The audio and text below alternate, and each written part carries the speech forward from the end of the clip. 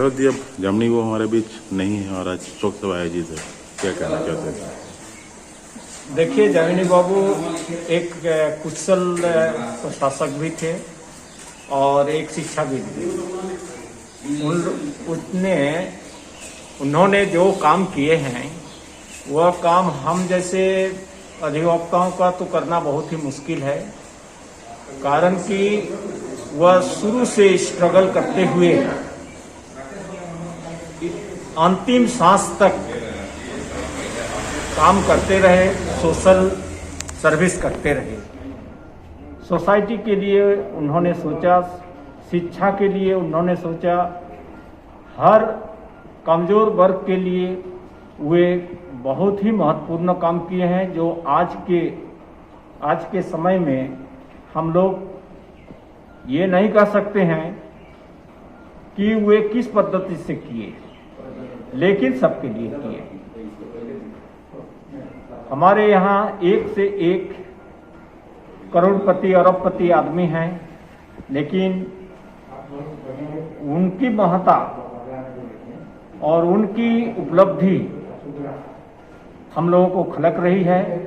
और जैसे ही उनके डेथ हो जाती है और ये खबर हम लोगों को मिल जाता है, तो हम लोगों के लिए पहाड़ टूट गया जैसा लगा। एक छत्र छाया थे, वे किसी से बैर की भावना नहीं रखे थे और किसी का क्षति भी नहीं किए थे। उनके विरुद्ध में बहुत कुछ कहा गया था। हम लोग भी इस आंदोलन में जुटे, बार के इलेक्शन में भी हम लोग उनके अगेंस्ट में। हम लोगों का आपसी ये नहीं था, सभी का कुटुंब भाव, घरेलू संबंध, इससे हम लोग जुड़े रहे। सहानुभूति सबों को मिली, लेकिन आज नहीं है। हम लोग अभी एक हिसाब से अनाथ जैसा ही महसूस कर रहे हैं।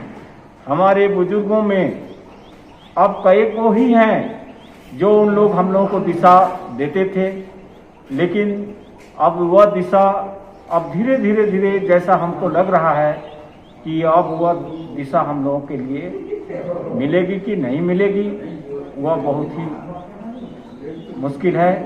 लेकिन कोशिश किया जा रहा है कि उनके जो अर्ध काम है उसको हम लोग सभी सहयोग करेंगे और सहयोगिता के साथ निस्वार्थ भावना से पूरा करने में हम सभी अधिवक्ता योगदान देंगे।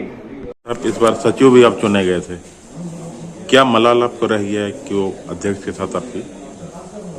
हमको तो सबसे बड़ा दुख लग रहा है कि आज का दिन में जो जामिनी बाबू हम लोग के माने गुरु थे, वो आज जो दुनिया से चले गए, इनके लिए तो हम लोग का अपूरणीय क्षति हुआ। और बार में जो अभी सोच के काम करना होगा, अभी जामिनी बाबू रहते तो हम लोग सोचते हैं कि हम लोग एक गार्जियन था और गार्जियन हम लोग का बीच में चले गए। शिक्षा का बीच में तो थे ही, और हम लोग का बार में भी सहयोग इतना करते थे, सबका साथ इतना मिलनसार थे, तो इसको तो भूला नहीं जा सकेगा। और हम लोग का जो अभी जो करेंगे उनका शरण में हम लोग को बार का जो काम है वो आगे उन्हीं का शरण लेके हम लोग आगे बढ़ेंगे। इसीलिए हम लोग उतना अभी जो प्रोग्रेस कर नहीं पा रहे हैं, लॉकडाउन खत्म होगा, हम लोग का बार का उन्हीं का मार्गदर्शन में हम लोग काम करेंगे।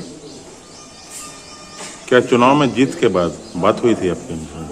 चुनाव में जीतने का बाद एक बार सिर्फ बात किए थे, वो भी व्हाट्सएप में। उनका सुनने का बाद खुशी भी मिलेगी। और सबसे बड़ा उपलब्धि है उनके लिए कि इतना ही पॉपुलैरिटी उनका थी कि वो चुनाव मैदान में इलेक्शन का समय में थे नहीं, उस समय उनका तबीयत खराब हो गया। तो ट्रीटमेंट चलते चलते इलेक्शन भी हुआ है और जीत भी गए हैं। तो इससे अच्छा और हम लोग क्या बोल सकते हैं?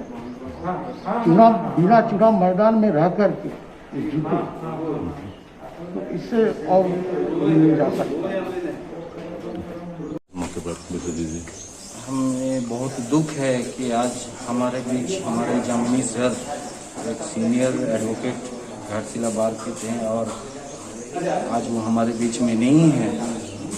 ये हमारे बार के सभी अधिवक्ताओं के लिए वाकई में एक बहुत बड़ा क्षति है, क्योंकि हमारे इस इलेक्शन में उन्हें प्रयास किया गया था और उन्हें जिताया भी गया था कि प्रेसिडेंट के रूप में उन्हें ला के, और काफ़ी उनका इच्छा था कि हम कुछ करेंगे बात के लिए।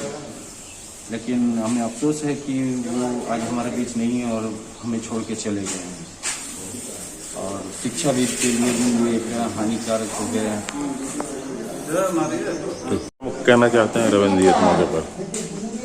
देखिए, मैं तो इतना ही बोलूँगा कि वो एक सीनियर हम लोगों के बीच थे और आज नहीं रहे। बहुत ही दुख हो रहा है, तकलीफ है सभी बार मेंबर को, और हम लोग को हाल में ये छोड़कर चले गए, क्योंकि हाल ही में उन्होंने अध्यक्ष पद पर इलेक्शन जीता था। मगर दुख ये भी है कि वो इस पर एक दिन भी योगदान नहीं दे पाए। आखिर वो बीमार से लड़ते हुए उनका देहांत हो गया। इससे ज़्यादा क्या बोले, काफ़ी दुखी स्वभाव के हम लोग हो चुके हैं। और ये खासकर इस सत्र के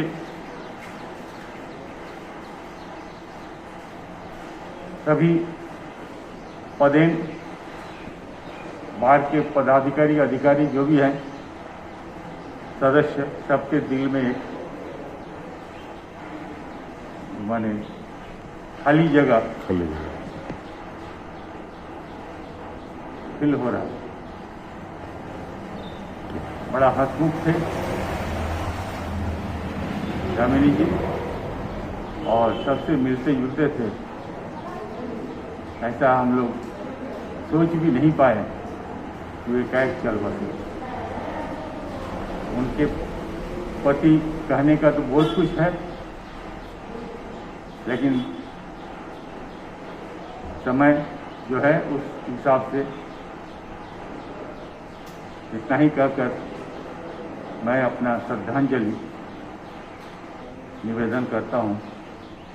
उन विगत आत्मा को शांति मिले, उनके परिवार के सभी सदस्यों को ढाढ़स देते हुए भगवान से प्रार्थना ही है कि वो धैर्य धरते हुए इस शोक से अपने को उबारे। राकेश जी, आज बार संघ के अध्यक्ष जामिनीकांत महतो जी का देहांत हो गया। आज शोक सभा का आयोजन भी किया गया, क्या कहना चाहते हैं? जामिनीकांत महतो जी को मैं इस प्रोफेशन में आने से पहले से जानता हूँ। मेरी पहली मुलाकात उनसे पटना में हुई थी, जब वो अपने स्कूल के कार्य से गए हुए थे और मैं उस वक्त पटना में ही रहता था। हम लोगों की दोनं की मुलाकात एमएलए फ्लैट, उस वक्त हमारा एमएलए हुआ करते करण माली से, उन्हीं के फ्लैट में हम भी थे और वो भी थे। उसी समय पहले हमसे मुलाकात हुई। उसके बाद फिर इस प्रोफेशन में आने के बाद बराबर मुलाकात होती रहती थी। वो एक अच्छे शिक्षाविद के साथ साथ एक अच्छे अधिवक्ता भी थे और हमेशा उत्थान के कार्य में लगे रहते थे। जितने भी नाम हमारे इस घाटशिला का हुआ है, उन्हीं के कारण हुआ है कि वो शिक्षा जगत में इसका लॉ जलाए हुए थे। जगह जगह पे माने देश विदेश या पूरे भारतवर्ष में भी यदि कोई जाना जाता था कि घाटशिला बोलने से पहले वो पूछा जाता था अच्छा अच्छा जामिनीकांत महतो जी, या कि जामिनीकांत महतो का नाम लिया जाता था तो बोला अच्छा अच्छा वो घाटशिला। तो ये एक उनका अपना एक अलग परिचय ही था। वो हमारे बीच नहीं रहे, ये तो बहुत ही दुखद बात है।